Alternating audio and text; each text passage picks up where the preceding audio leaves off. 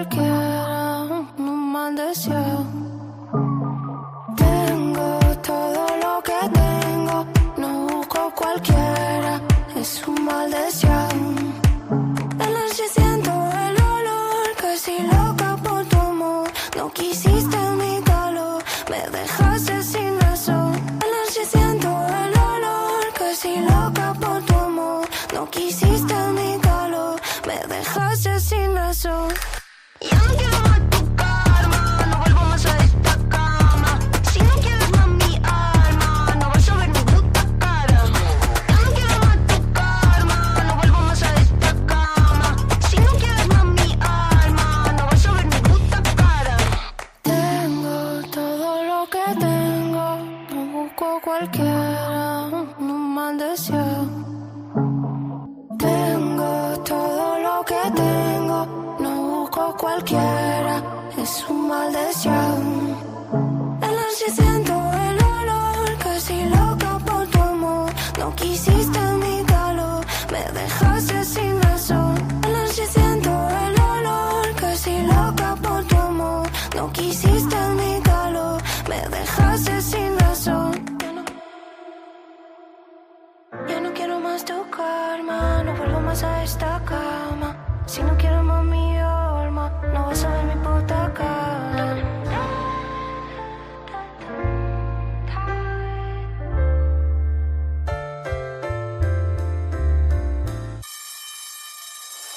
Ya no quiero más tu karma, no vuelvo más a esta cama. Si no quieres más mi alma, no vas a ver mi puta cara. Ya no quiero más tu karma, no vuelvo más a esta cama. Si no quieres más mi alma, no vas a ver mi puta cara.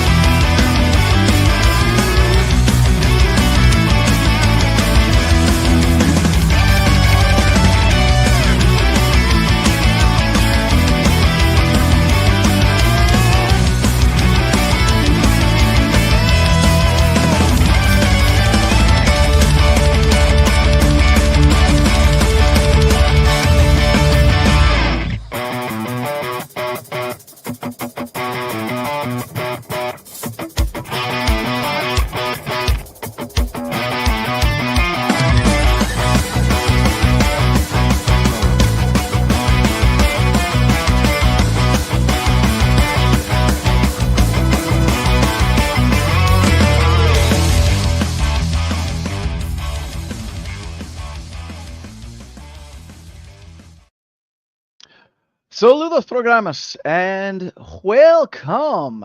It is us, the Biconics podcast, the NXT Los crew.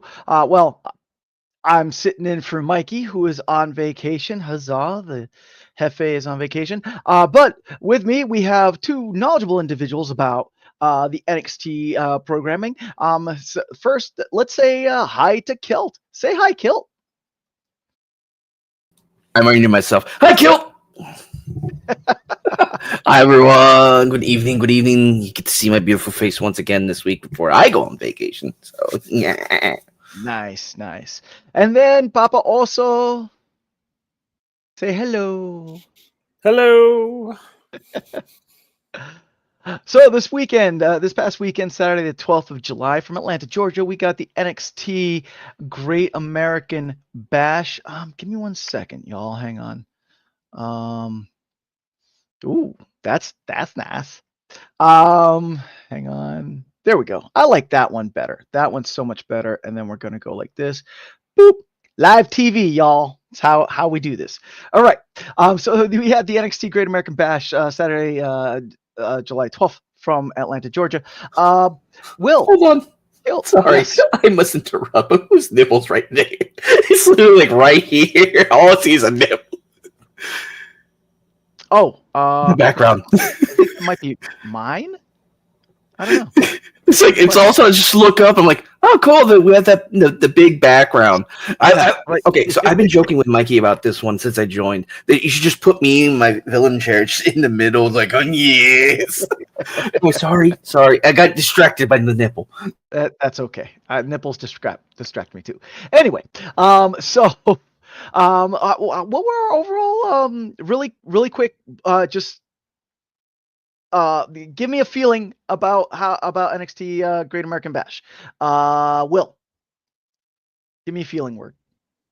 A word, just one word. Just one word to start off. Oh, criminy. Garbage. Okay. Kill. Disappointing. All right. So we are going to look into that a little further as we start in on the card. So our first match, we saw Javon Evans versus Jasper Troy. The winner was Javon Evans. Will, I know. Let's start with you, Will. How'd you think about this first match? Well, first of all, I love Javon Evans. I think this match was stupid. Okay. This Jasper guy. I mean, first of all, we'll see this same match later in the show. And I love Javon Evans, and I really want him to accelerate forward. But this match was just a throw together match just for shits and giggles. And that annoys the absolute hell out of me. Okay. Because, and I've expressed this opinion in previous episodes when it comes to Jasper Troy, who I think is great, but it's like Obafemi 2.0. Oh, yes, I remember you saying that. Yes. It's the exact same character, basically. Got it. And I'm just like, what? And then he just appears on the scene, and then suddenly is at a PLE. And I'm just like, what is this? So I don't know what NXT is doing with this kid, but I say kid, but I don't know. Of course, I love watching Javon Evans. He was fantastic. I just love watching him work. And it was interesting to watch him work through injury. And so it wasn't necessarily, the wrestling wasn't necessarily bad. Of course, I thought, there were some moments where you could see the setups, that there was definite pauses. And then it was like, okay, let's do it. And then I was like, okay. And I think that's just probably because, Jasper is new. And that's was just like, why would you do that? Why would you put someone who is not 100% confident? Not necessarily the right word, but I felt that he was hesitant at times. Okay. And which can be a little dangerous, but I just was trying to figure out the whole time why they had him at a PLE when he's brand new. I mean, brand new. And I mean, I don't know if that was part of the contract from winning the whatever the thing. And because I didn't keep up with any of that. Sorry, guys. So I didn't know if that was part of this contract or whatever, but I didn't think this was the place for it. I really wanted Javon Evans to fight somebody of substance. Okay. Gotcha. Kill. What'd you think? Javon Evans versus Jasper Troy.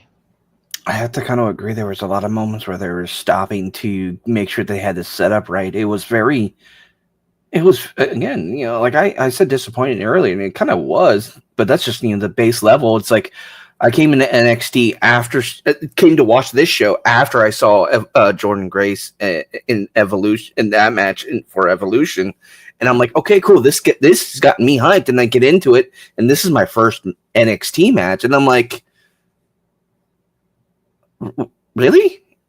Like, I thought these guys were like, I understand they're the step above developmental, but like I thought these guys really had knew what they were doing, because like we see a lot of Obafemi, we see a lot of the Trick Williams, all the good.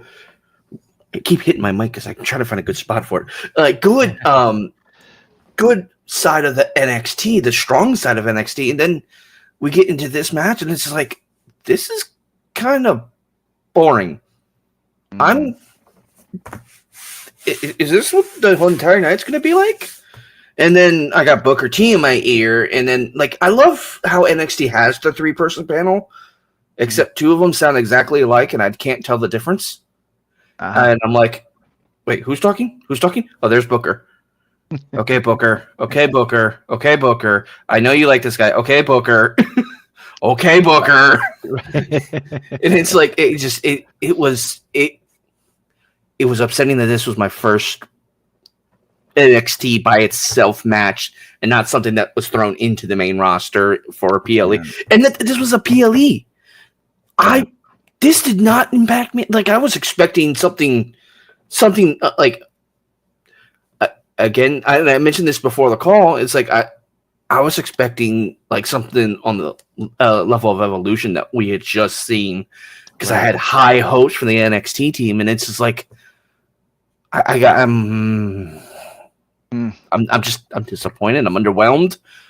It was slow. It was quiet. Like I could almost hear them talking their cues out. I could hear the referee giving them their cues, and it's just like it's like you're an indie show with the TV budget with the main roster, and I'm like, this was so disappointing.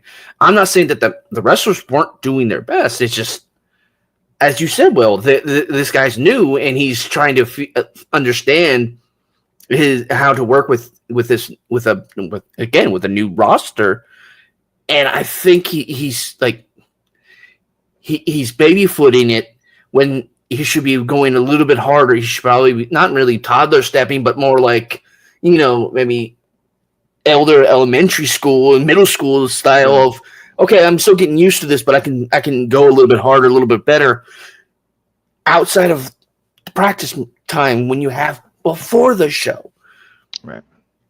So I'm concerned about going forward, because this is, again, my appetizer. This is what is presented to me as NXT for the first go out outside of what I saw on Evolution. And I'm like, I'm not going to be happy, am I? And then I put it off to the side, onto one of my side monitors, and I started playing something else, and I completely forgot I was actually watching American Bash. Until Jordan Grace came on my screen. I'm like, oh, Meat Muffin! All right, so sounds like a little bit of a disappointment for the first match. But our next match was for the NXT Women's American Championship. Sol Ruca versus Izzy Dame.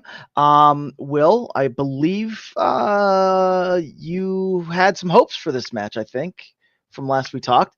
But we're going to start with Kilt. Kilt, what were your thoughts on Sol Ruca versus Izzy Dame?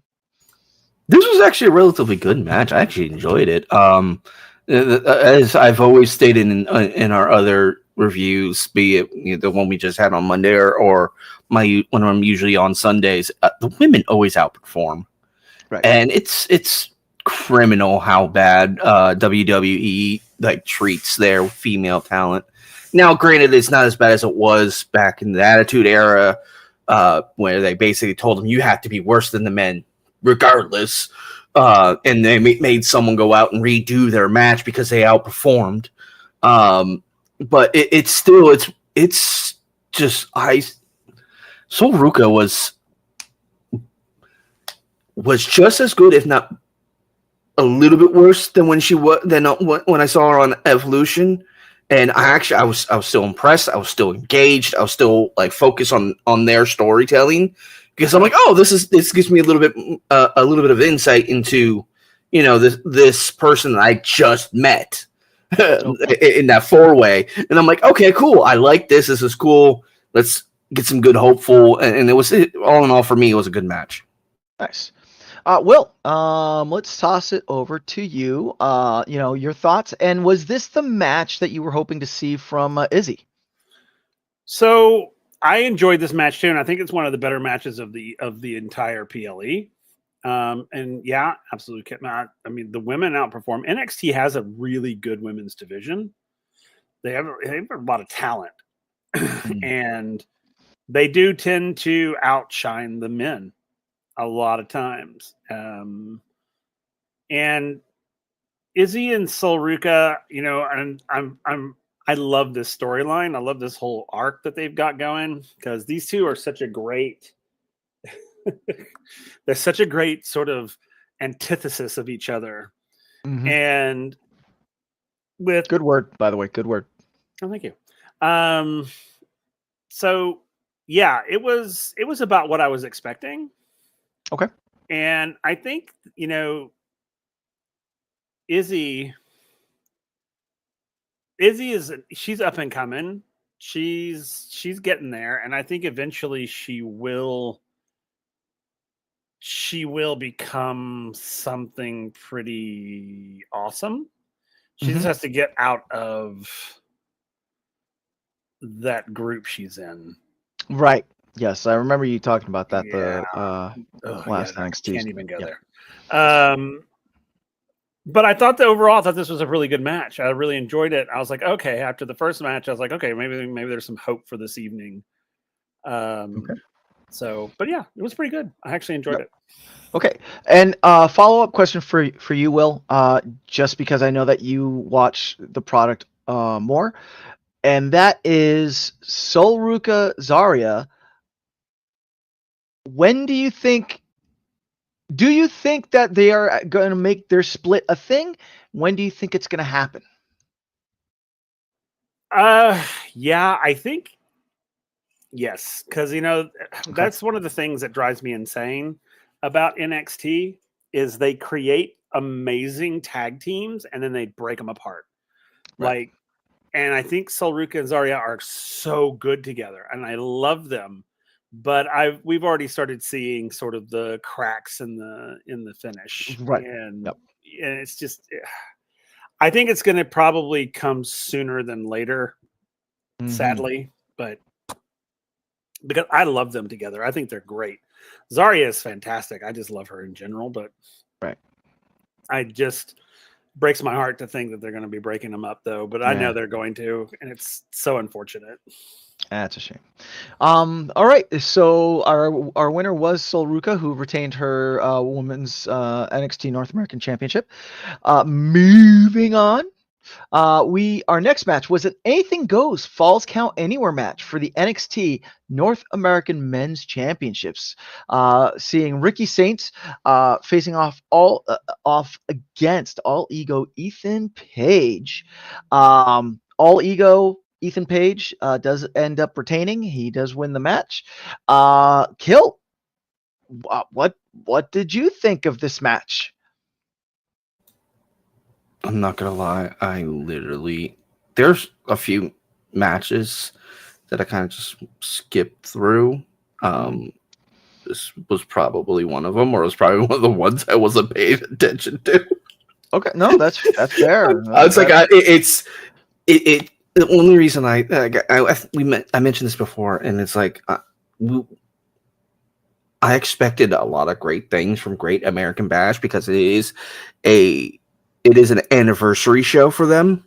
It's I think like 20, 30, 40 years for this production, specifically this name, and it's supposed to be a summer tradition. And it's like, okay, cool. This is going to be a better thing. It's going to be a bigger thing. And then it's like, I walk into underwhelming. I walk into a quiet crowd. I walk into somewhat okay matches, and then like good match, and then like it's one of those things where it's like, okay, am I paying attention now? Do I need to pay attention now?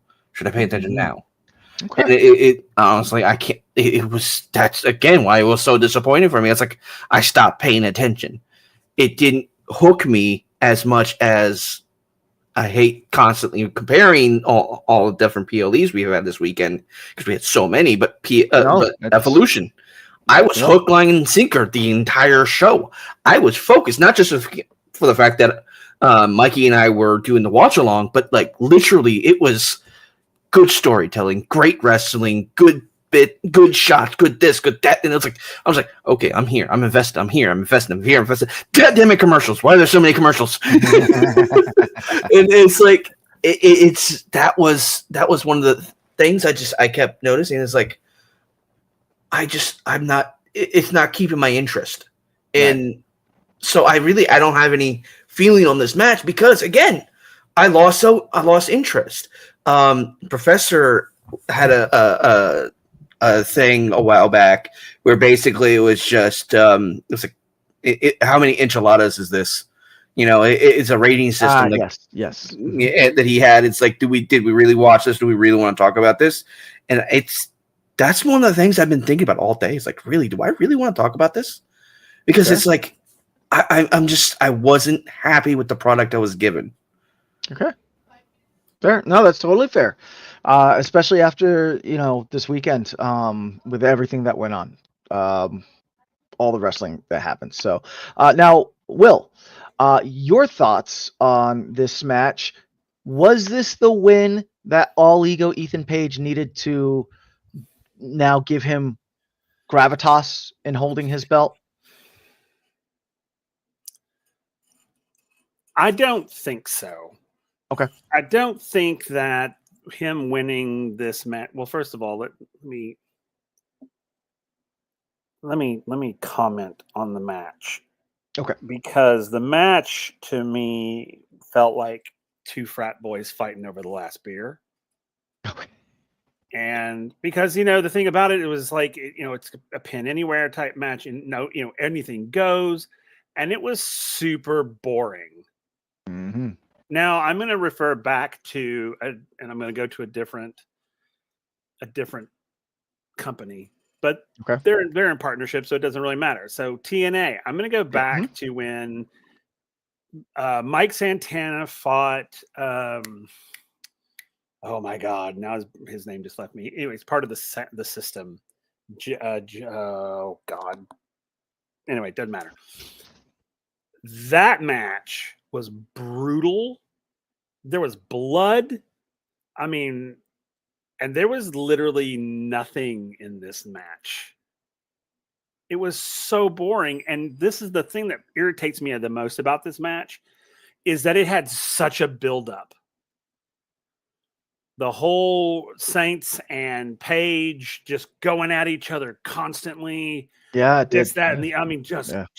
It had a huge buildup. And I'm thinking, oh man, Ricky's going to come in here and wipe the floor with him. And then, this, that, and the other. And then that garbage came on. And I'm going to agree with Kiltman down here. I kind of zoned out on it at times. I had to go back and because I'm like, wait a minute, I missed something.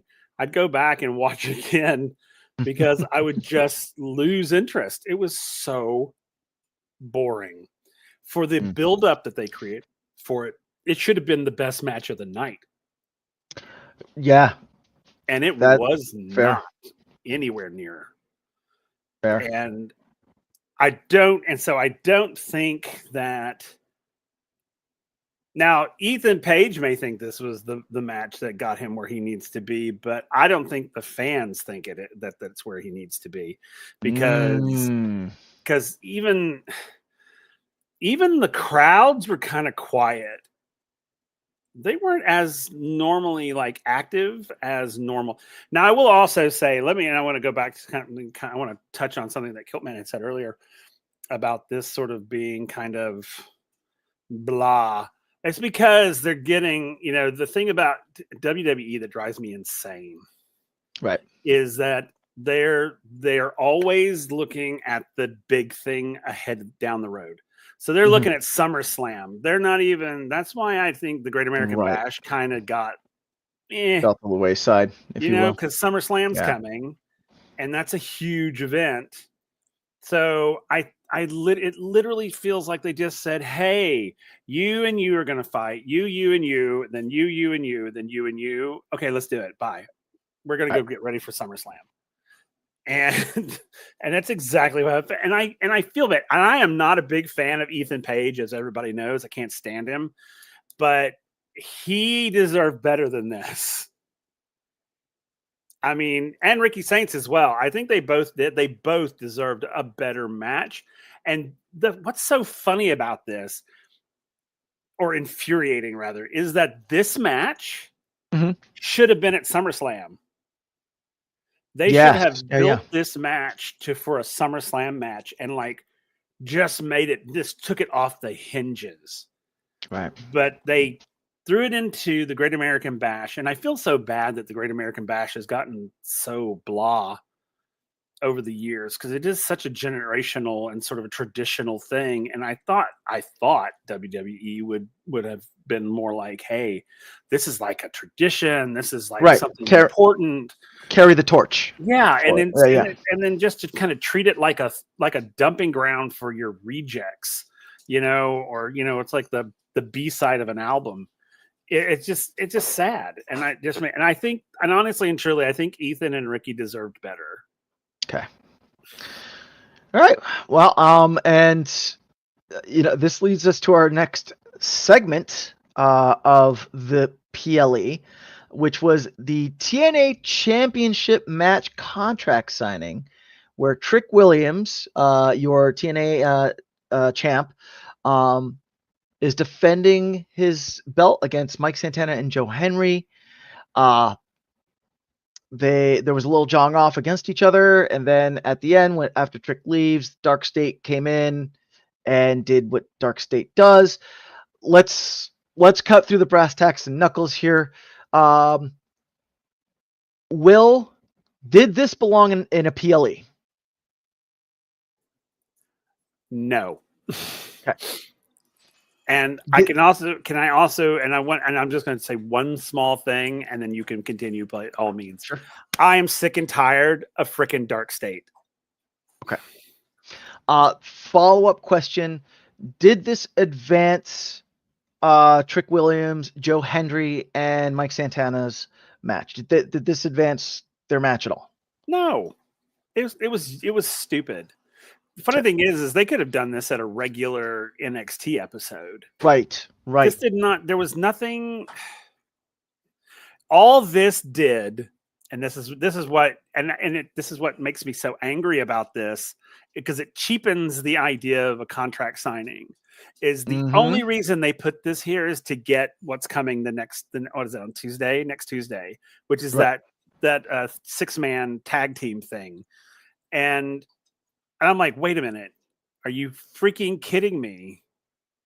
And they try to make it like, God bless the three of them, trying to make it something, but it's like, I was so mad. And I was just so angry. And you see, and the other thing that made me so angry about it is that Joe Hendry had to set it up at the end, because he had to go grab Trick and then move him into position and then start talking. And I'm just like, wow, what is this? And so I'm just, and that's a shame too, because I know that you're a huge Joe Hendry fan. I know that you're a huge Mike Santana fan. So hearing, that's a statement coming from you. Kill, coming, same questions coming your way. Did this type of contract signing have a place in a PLE like this? No. Every so often I'll have what's referred to as a yap down, where SmackDown is all talk. Yeah. And I'm like, why are we talking about your excuse me. Your history? Why are we talking about your past? Why are we talking? Why is this a thing in a PLE? Right. I love Joe Hendry. Like, when he came for the Rumble, when he came for WrestleMania, when he would, became TNA champion, when he lost it to Trick, and it's like, I love the TNA NXT crossover combination, and it's a great opportunity in wrestling to intermingle these brands, which they should have been doing since forever ago. But that's not either nor there. This was not deserving of a PLE. This should have been on the go home show or the show after. It literally is just, we're going to sit down at a table and talk for, I don't know how. I skipped it. I literally kept going, trying to figure out where the end was. I know I missed something important. And then I finally got to the end and then got to the next match. And I was like, okay, finally, thank everything. They did not do anyone service. Mm-hmm. And that's where I missed what Will mentioned about Joe Hendry having to move Trick into position, like physically, so he can set up the spot. And it's like, I didn't even see that because it was so boring. I had to skip it. Like, I think I went from, I think I did like a 45 to a 90-second skip, and the third person was still talking. And I'm like, why are you talking? Why are we talking? Why aren't we wrestling? So let me ask you this follow-up on this. As a new watcher, did any of this intrigue you for this upcoming 3-way match for the TNA Championship? No. This literally, as a new watcher, like I'm expecting PLE status, like event, everything. I understand the creative is already on their next event. Like they were already past Evolution. They were already past this. They weren't really caring when they dropped all the stuff. They were already at SummerSlam with their freaking bringing in Jelly Roll, who's, from what I've heard, been down here in Orlando, in my area, for 3 weeks at least at the development center wrestling with Jacob Fatu, getting pointers from Undertaker. Like, doing all. I saw an interview earlier today. It's the only reason why I know this. And it's like they're setting that up, and I'm like, okay, well, that's great and all, but now all your other products are suffering because you're trying to set up this random thing no one really asked about, and it's just like, I, as a new watcher to NXT, this is a bad look. I no longer care about the TNA title because you just had a 10-minute yap session. Sure. You had one of your wrestlers have to position one of your other wrestlers so that way they can get to the point. And I'm like, are we going to do this the rest of the show? Is this going to be, I literally have to tell you live that you need to go over there so that way I can do this to you? And it's like, what's going on here? And it was very, again, disappointing. I didn't want to. I literally skipped through it. I didn't want to watch it. Yeah, it almost feels like if they wanted to hype the TNA Championship match coming up, it would have been better to maybe throw the 3 of these individuals, Trick, Joe, and Mike Santana, and maybe like some random X person in like a tag team match, like all together or something like that, to so that you can actually see them wrestle, kind of like what we've seen in other promotions. I know TNA does it a lot, CMLL does it a lot, AEW does it a lot. Will, you were gonna say something? You had a thought? Light bulb. Yes, this contract signing thing, it should have actually happened over on TNA. Sure. Okay. And not on NXT. Gotcha. I think, again, it was put in here as filler. Right. But 2, just to set up this ridiculous match between the 3 of them and the Dark State people. And it's just, it's a waste of talent. These things. It was a complete waste of talent. You have 3 incredible wrestlers in that ring. If you wanted to impress me, this full-on, like, this whole contract signing, what they should have done, and this would have been badass, is if they were like, yeah, let's sign a contract. As soon as they started signing the contract, all hell breaks loose. And Trick goes, you know what? Let's fight for this right now. And then drop it right there. Solve all of our problems. Instead of waiting for it to come at the next thing, which is, it was such a waste of talent and time. Yeah. And I hate that. Because Mike Santana is amazing. Joe Hendry's amazing. Trick Williams, they just don't know what to do with him. That's the thing. I love Trick Williams. I don't like what they've done with him, with his character. I do not like it. And it's because they don't know what to do with him. And because he's super talented. It's just when you had humble Trick Williams, he was amazing. But when they created cocky, arrogant Trick Williams, it's like, you're stupid. I mean, it's just dumb. Makes no sense.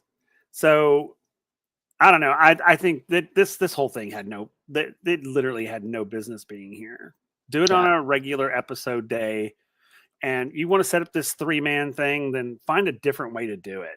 Or the 6-man thing. Find a different way to do it. This was just a waste of everybody's time. All right.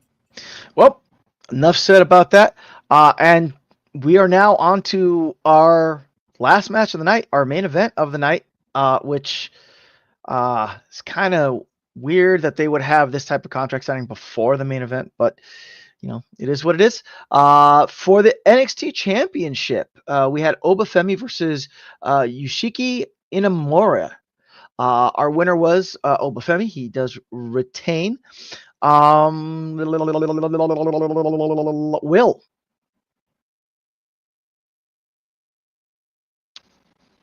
Did this match meet, exceed, or fall short of your expectations?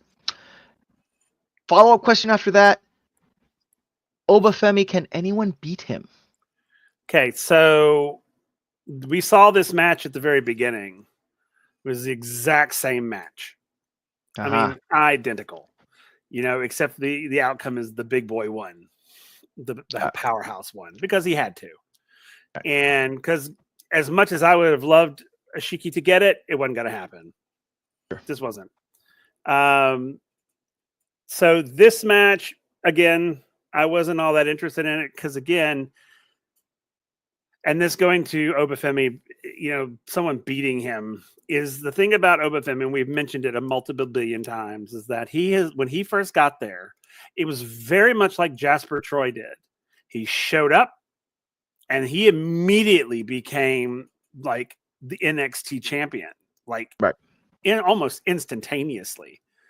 And then because he's good and he's really good, but then he literally went through the men's locker room twice.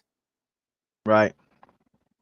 So I think, honestly, the only way that title is going to disappear is if someone from like TNA comes over and gets it. Which I'm starting to get tired of as well. The whole swapping of belts from one company to the other. It's starting to get old and boring.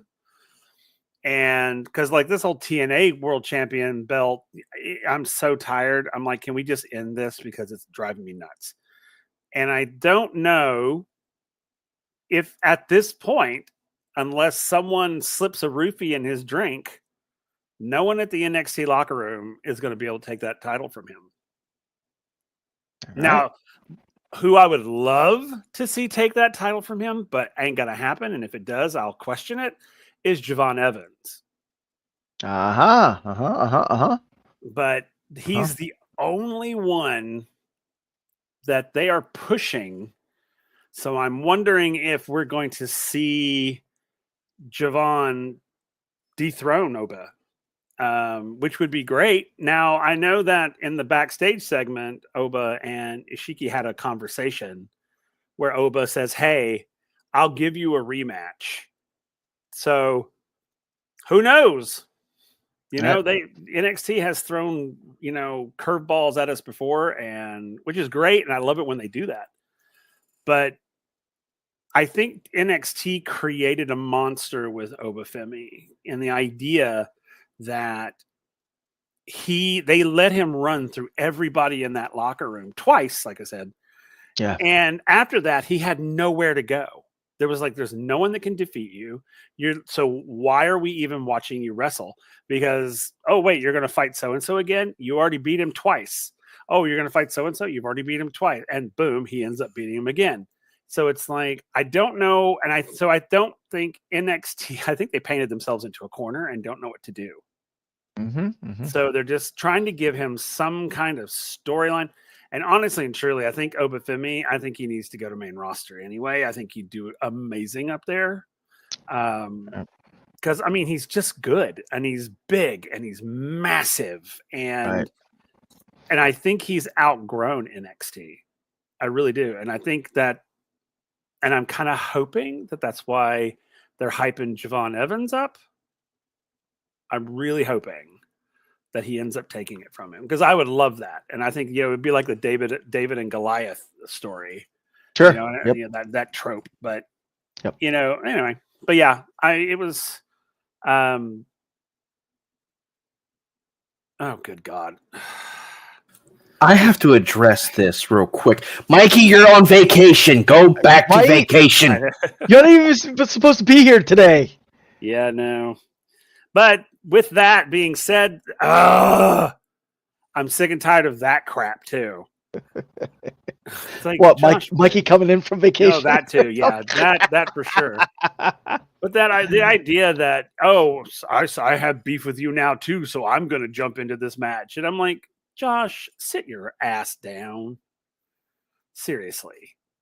Go take some anger management classes, because good Lord. But no, I think that they've got to figure out what to do with Obafemi. I really do. Yeah. Truly. So that's all I got to say. Kill. As a new watcher, did this match grab you, interest you at all? And yeah, what'd you think? I think I had to agree with Will. Oba does deserve to go up to the main roster because he's such a. I love you too. I love you. You're still. Let's hear that. Oh, you didn't mute yourself. The only reason I noticed is because your camera kicked off. Yeah. That's the only reason I saw it. I was like, hey, wait a second. Sorry, my son came out of his room.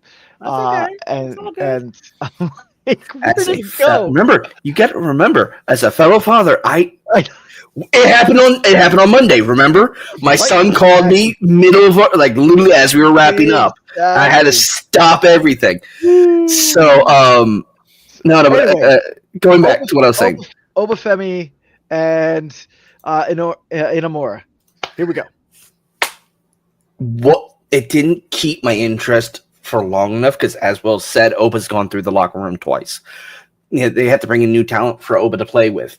He needs to go to the main roster so that way he can go up against big hitters like Braun's Breaker, oh gosh, what is his name? The other, like JC Mateo, who's doing the Tsunamis now? I can't remember his name. But some bigger talent, right? Yeah, some bigger guys, and just have they have big, they got big boys in the main roster, totally. And so he would have a bigger and better time there and be able to creatively grow. And I think that would be the priority now is to move him up, get him on the mid card, on the main roster, work through the mid card like Jacob Fatu did this year.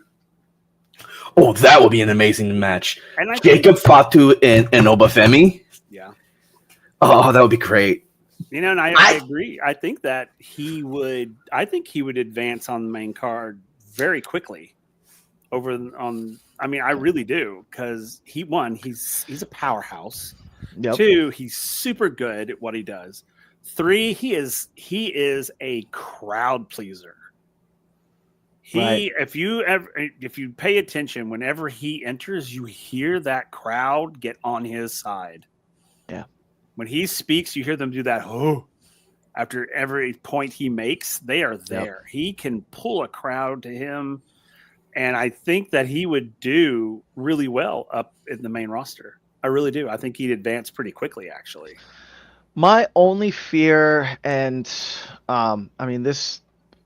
things are different in the main roster now, but my only fear is that what would happen to Obafemi if he moved up is what happened to Bobby Lashley. Because Bobby Lashley, I feel, was kind of like the same archetype, if you will. Big, dominating, right? And they just fluffed the ball with Bobby Lashley. They had him win the Andre the Giant Invitational, and all he did was came out for a victory lap, and that was it. You know what I mean? So that's the only thing I fear of with Obafemi. It is a shame that at this point it sounds like there's no one that can on the NXT roster that can match up with him, just because it feels like now his matches are just going to become stale. You know what I mean?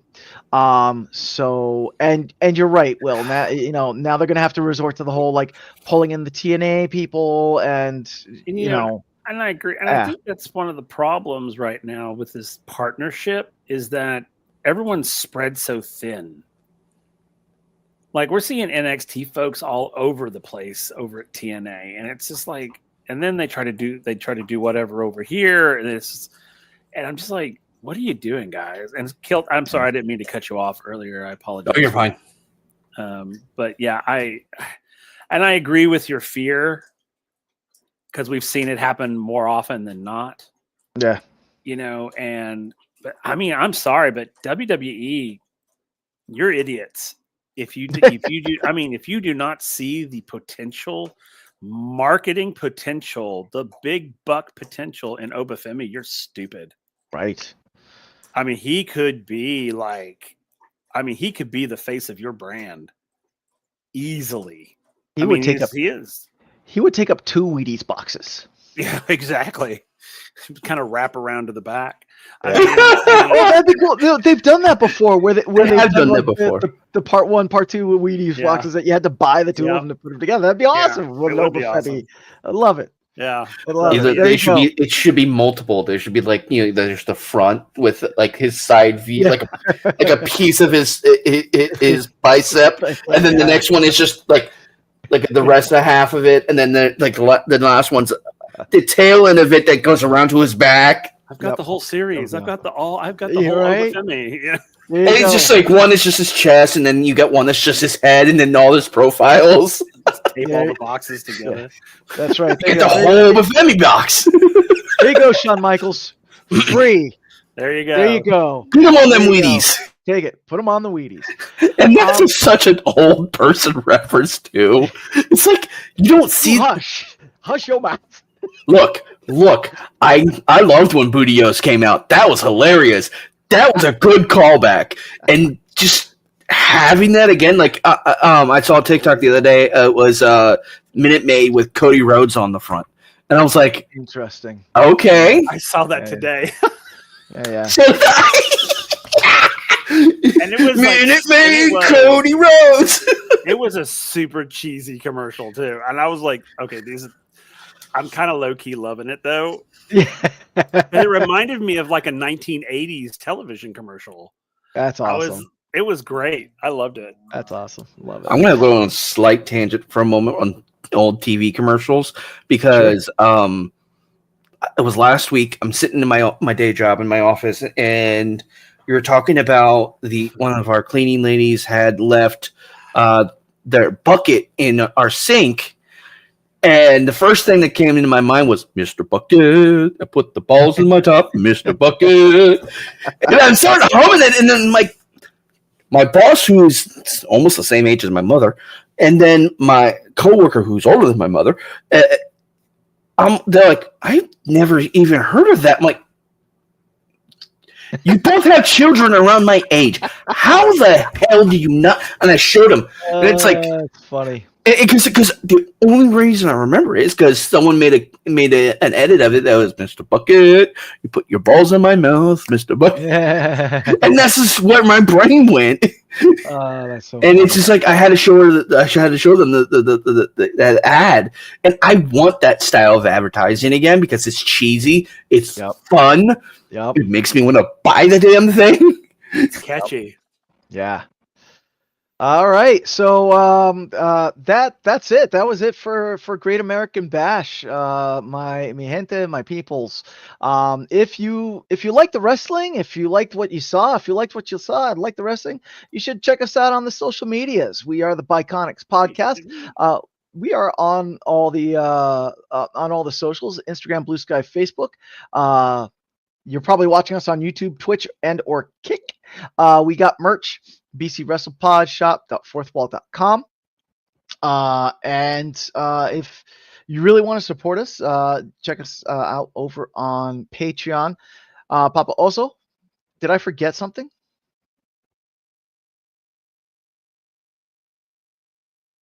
You're muted. Are we missing a match? I don't think so. Yes, we are. Yes, we are. The Jordan Grace had a match. Influence and Jordan Grace and it was the tag match between Fatal Influence. So sorry about that. And Blake. That was the one that Kilt was waiting for. Kilt, go. Oh my God, that was actually the one I was waiting for because I saw that one after I saw the Betrayal match, and because that's the reason why I wanted to watch it. Jordan Grace was the reason why I wanted to get back into NXT because of the storyline with her and Blake, and it was, or Brooke or whatever her name is. I can't remember off the top of my head because I'm excited but not also disappointed. Blake Monroe. That's why I remembered Blake Monroe. It was that's why I wanted to watch it. I was like, oh yeah, it was good. It was weird because, again, I watched the Betrayal first, and then I watched this. And I'm like, you're supposed to be friends, but I know you're going to break up. I don't like this match anymore. It was a good match because, again, the women outperform the men every time. Yeah. I challenge someone to show me where the women in this roster in A&E, A&W, oh, A&E. Yes, A&E's roster. A&W's roster, TNA's roster. Show me a roster where the women do not outperform the men. Right. And I will wear pants. I will change my name to Pants Man for a week because I hate wearing pants because I do it at work and it's so frustrating. It's hot here in Florida. But anyway, moving forward, it's still the women always outperform the men, and I love every minute of it. And it was such a good match too that teed up the match for Evolution. And it's one of those things. I mentioned this before you joined the call, Will, was in this PLE, I saw more advertisements for Evolution than I did during the main show. During the main roster shows. Yeah. There was more talk about Evolution in the Great American Bash than there was in Saturday Night Main Event, than there was in SmackDown, there was in Raw. That was like, how is your developmental, basically, like your house show, your house show roster, pushing your main show, your main roster PLE more than wow. But it's and then that's again that leads to the disappointment and me getting overheated again because I forgot to turn my fan on before we started all of this. Want. What do you need the? Do you need the? No, I'm good.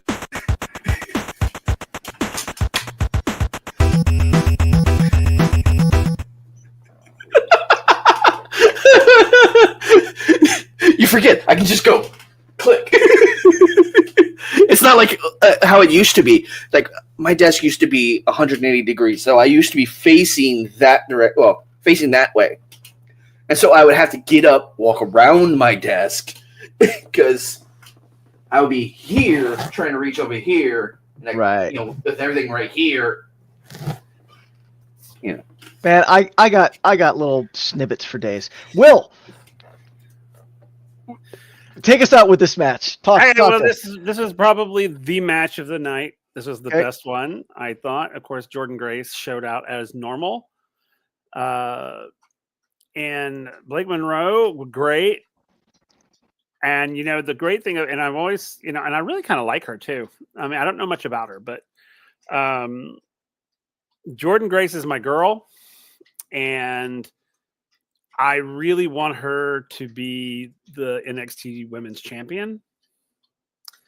Because I really believe that that's who she is. Yeah. I mean, she was the TNA Women's Champion, and she took that company, the women's division of that company, to a whole new height and made the title something that people wanted again. And I think, and God bless NXT. I don't know what acid-fueled dream they were having when they gave that title to JC. I don't understand what was going on there. Right. I really don't. You want to give it to a heel, then give it to an actual heel. Don't give it to that. And don't get me wrong, I love JC Jane, but I just thought, what are you doing? Why? There are better in NXT at this point. Sure. And because the idea that JC could beat Jordan Grace is kind of absurd to me, especially with that, not without shenanigans. Right. So I'm just thinking, girl, get in here and take that title. Yeah. Because we need you to. Yeah. And I'm not, you know what? I'll save it for like a YouTube short or something like that. We'll wrap it up here. So thank you for joining us for our NXT Great American Bash review. Unfortunately, sounds like it was a miss. So, hopefully for next year, WWE can go back to the drawing board and do the thing. However, what's not a miss is the Biconics podcast, because come and join us in roughly an hour and 30 minutes, where Papa also will be back, and he will be back with that masked loser, El Buntador Segundo, and they're going to be covering some CMLL action. And then tomorrow night, Friday night, we have our TNA review. Saturday, we have our GCW watch along. Sunday morning, we have our WWE review. And then Sunday night, we have our TNA live watch along. So the TNA Slammiversary watch along, and then on Saturday is the GCW Bash at the Ballpark watch along. So we got a lot of wrestling coming up. So, if you want to wash the taste of this out of your mouth, come and join us as we talk and watch other forms of wrestling. So, but for that, I am Adolfo the Nerdy Puerto Rican. Will, Kilt. Good night, everybody. Don't forget that I am Biconic. You're Biconic. We are all Biconic. You dudes deserve to finish your own story. And because I'm me, I'm going to take us out of here. Let's get out of here. Johnny TV style. Sebastian! You're in the shot, you bald idiot! You fool! The other way! Go!